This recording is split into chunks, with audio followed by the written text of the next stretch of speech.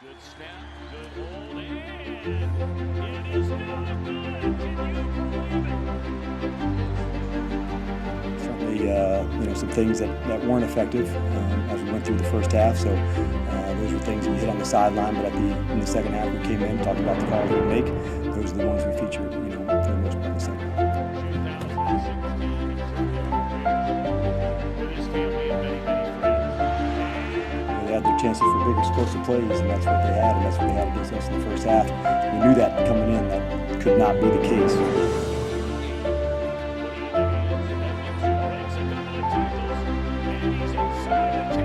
So all these years, man, we had a guard. We can consistently beat the Saints.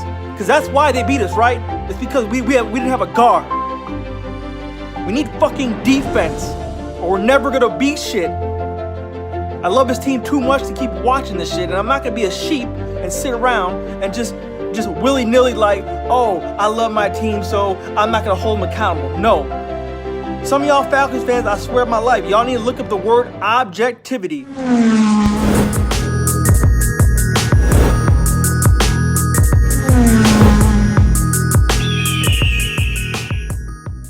What up, Falcons Nation? Rise Up Nation. It's your boy, Jazzy Jeff. Real talk, no gimmicks. Bringing that real Falcons talk to real Falcons fans.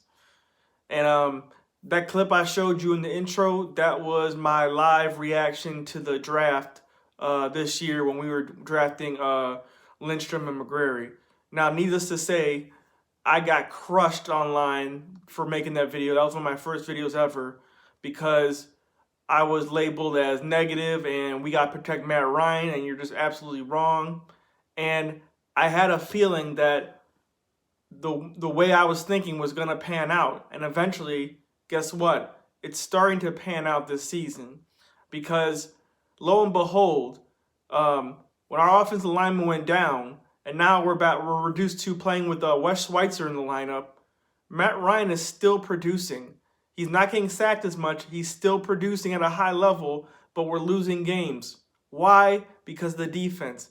I saw this coming. Our lack of pass rush, our lack of sacks, our inability to cover people, our soft zones. Even when we play man, we're getting shredded. The defense was going to be a problem, and I saw it coming. We have became the Saints of old, the 7-9 Saints that went 7-9 3 years in a row. I feel like that's who the Falcons have became now because we score a bunch of points, but we can't stop anybody. It seems like every time Matt Ryan's in the field, he has to score, or else he knows the defense is going to give up a score, and that is just not a sustainable recipe for success. I understand that blocking for Matt Ryan is important. I understand that getting the run game going is important. But look at us. Even with a banged-up offensive line, we're still running the ball. Matt Ryan's still throwing all over the field. It's just that our defense can't stop anybody. And I always thought that was a priority above the offensive line. I mean, you could have gone either way. You could have gone... I personally would have gone 2 picks in a row, defensive players, one being a defensive tackle next to Grady Jarrett, because you saw what happened when we put Poe next to Grady Jarrett when we got to the Super Bowl. It worked. Or you could have done one defensive player, and then the second pick could have been, a Caleb McGrary again. But I feel like 2 offensive linemen in a row just completely neglected the defense. And you saw it rear its ugly head again versus the Arizona Cardinals. Vic Beasley, where are you at? This man is getting held by one person. He can't even penetrate. He has no extra moves. He just quits and just stands there and gets blocked. God. Sheffield had a great game for stepping in because Trufant was injured, so shout out to him. Isaiah Oliver still struggling. Our zone coverage was embarrassing. And for people who've actually played football or just know about football and how it works and how zone coverages work, the basic concept of a zone is that you guard an area of the field and not a player. But once a player runs through your zone, you're supposed to pick up that player and guard him. A zone does not mean you sit in an area, guard nobody, and then when a guy comes close to your zone, you let him catch it in front of you and then try to tackle him. We are not the only team in the NFL who plays zone, but guess what? We are the only team in the NFL who looks this bad playing zone. The Arizona Cardinals in the same exact game were playing some of the same zones we were playing, but the difference was they were still near a guy when the ball was thrown. How many times did you see a wide receiver on the Cardinals catch a ball and he was wide open by himself? And you saw 3-4 Falcons surrounding him in a circle, but they were nowhere near him. That is a problem. Man coverage, also a problem. Isaiah Oliver is not ready to play man coverage. He cannot press. He plays too far off, and guys are just picking him apart. They knew, Arizona knew every time we went to man, they set up bunch formations, screens, etc. And we could not stop it. They knew every time we ran to a man, we went to jet sweep because someone was going to get picked off. All they did was run a rub route, and our guys got stuck, and they couldn't guard people, and they didn't switch, and they got ate alive. But when we went to zone, Kyler Murray also knew that to just drop it down underneath and check down, and we could not stop it. And this is one of the things when I say the defense is broken, this is what I'm talking about. Systematically, it's broken. Number one, Dan Quinn said he does not like to run with spies because he thinks it's going to take a player out of the play. But the problem with that is, if you don't have a spy, a guy like Kyler Murray is going to take off and run for first downs. Another thing, when I say this defense is broken, we run a basic defense. We do not disguise anything. We are not the Baltimore Ravens. Picture the Baltimore Ravens or the New England Patriots. They have guys who look like they're standing up, and then they rush. Look like they're about to play coverage, and then they blitz. They have guys who come in late. They have cornerback blitzes. They disguise things. We do not do that. We play a simple single high safety, and we do not mix up anything. We show you what we're going to play, and that's it. We're just going to play that. And obviously, we run a 3-4 base defense. We don't mix anything up. And if you're going to play that defense, you need superior caliber personnel to guard receivers out of that formation. It worked with Dan Quinn in Seattle because he had Richard Sherman, who's an all-pro corner. He had Earl Thomas, all-pro safety. He had Bobby Wagner, all-pro middle linebacker. He had, what's his name? Well, you get my point. He had so many highly caliber players that it made up for the basic defense he was running. And his problem is he's naive to think that with our players, it's going to work again with the same basic defensive players. And we're not good enough. Grady Jarrett's good enough. Deion Jones is good enough. But without running mates, they can't get the job done. Duke Riley wasn't good enough. Devondre Campbell's not good enough. Sanat wasn't good enough. Tyler Davidson's okay for run stopping, but that's about it. He's not good enough. Terrell McClain wasn't good enough. I think tack with support can be good. Vic Beasley's showing that he had a 1-year flash in the pan, and he's just not good enough. Desmond Trufant is not Richard Sherman. He's not good enough. I would love to know if our defense would look better if we had a more intuitive, creative defensive coordinator who disguised a lot of things instead of playing this boring single high safety. We are so predictable. So predictable that Deshaun Watson can pick apart our defense in a press conference. And if you're going to play a basic straight-up defense and not hide anything, you need to have elite players to execute that defense. And right now, the Falcons do not have that type of defense. So if we're going to play what we're going to play, we need to redraft and retool for better players. I need better corners. I need another defensive tackle. I need another weak side linebacker because Campbell's not working out. Those are the things I need if we're going to play better. So Unless we fix that, it's going to repeat. Other things I want to talk about in this game. The offense looks great. Devontae Freeman is getting better each game. So, I give credit where credit is due. If you slip up, I'm going to call you out. If you do good, I'm going to give you credit. Devontae Freeman, you're starting to pick your game up, and I appreciate that. You're keeping the team alive.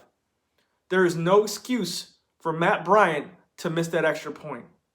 No excuse. Falcons fans were clamoring for Matt Bryant to come back. They were crucifying Tavecchio in the preseason. So let's keep that same energy. Let's not give Matt Bryant a pass because now it's the regular season and you love him for the things he did in the past. I love him too. But let's be honest. Don't piss down my leg and tell me it's raining. He's not playing well. And he's starting to look old. So I don't know what we're going to do with that. But let's not blame the entire game on Matt Bryant. He should have never been in that position in the first place. If the defense had gotten stops, Matt Bryant would never be in that position in the first place. We can't blame the refs either because some were bad calls, but it wasn't as egregious as, like, say, the Green Bay Packers game I just watched. So let's not go there either. Matt Ryan's still looking amazing. Austin Hooper is a Pro Bowl, All-Pro cal. Right now, Austin Hooper leads the NFL in tight ends in receptions. That's how great he's playing. I'm afraid that in this slow rebuild that we're going to have pretty soon, we might lose Austin Hooper because he's going to want too much money, and we're not going to be able to afford him after all these deals we just did. Hopefully we can keep him, but I'm afraid not. Edo Smith is not being utilized anymore. Quadri can't get any plays. It's looking like we're just going with Devontae Freeman the rest of the way. Sanu, Ridley, and Julio, they're looking the same as usual. The same great players. The offense is okay. The offense is coming around. Dirk Cutter is starting to call really nice plays. That touchdown to Calvin Ridley, that bubble screen where he came back in motion to catch that screen and ran for a touchdown, that play was great. We need more stuff like that. But the defense is still doing the same exact things I saw in the last video. And I didn't even want to do another point out where I point out the plays where they're messing up because it's the same thing over and over again.